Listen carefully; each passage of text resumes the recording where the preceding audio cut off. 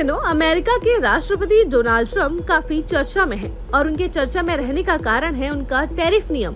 Trump ने 60 देशों से आने वाले सामानों पर नया टैक्स लगाना शुरू किया है।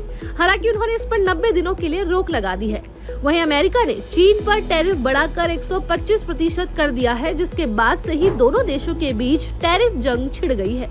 लेकिन टैरिफ क्या होता है, चलिए जानते हैं। सीधे शब्दों में कहें तो टैरिफ एक तरह का टैक्स है जो किसी देश में बाहर से आने वाले माल या सेवाओं पर लगाया जाता है।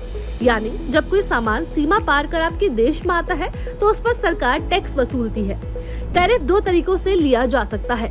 एड वैलोरम टैरिफ, इसमें टैक्स उस चीज की कीमत का एक तय प्रतिशत होता है। जैसे किसी प्रोडक्ट की कीमत अगर 1000 रुपए है और टैरिफ 10% है तो 100 रुपए टैक्स देना होगा। स्पेसिफिक टैरिफ, इसमें टैक्स प्रति यूनिट फिक्स होता है, जैसे 50 रुपए प्रति किलो। टैरिफ क्यों लगाया जाता है? जब विदेशी सामान सस्ते होते हैं तो लोग देसी प्रोडक्ट्स खरीदने से कतराते हैं। ऐसे में टैरिफ लगाकर उन विदेशी चीजों को महंगा किया जाता है ताकि लोग अपनी ही मिट्टी के बने माल को तरजीह दें। इससे सरकार को भी अच्छी कमाई होती है, खासकर उन देशों में जहां टैक्स के और विकल्प सीमित हैं। इसके अलावा अगर किसी देश का आयात बहुत ज्यादा हो और निर्यात कम तो व्यापार घाटा हो जाता है। टैरिफ से आयात कम होता है और घरेलू उद्योगों को बढ़ावा मिलता है।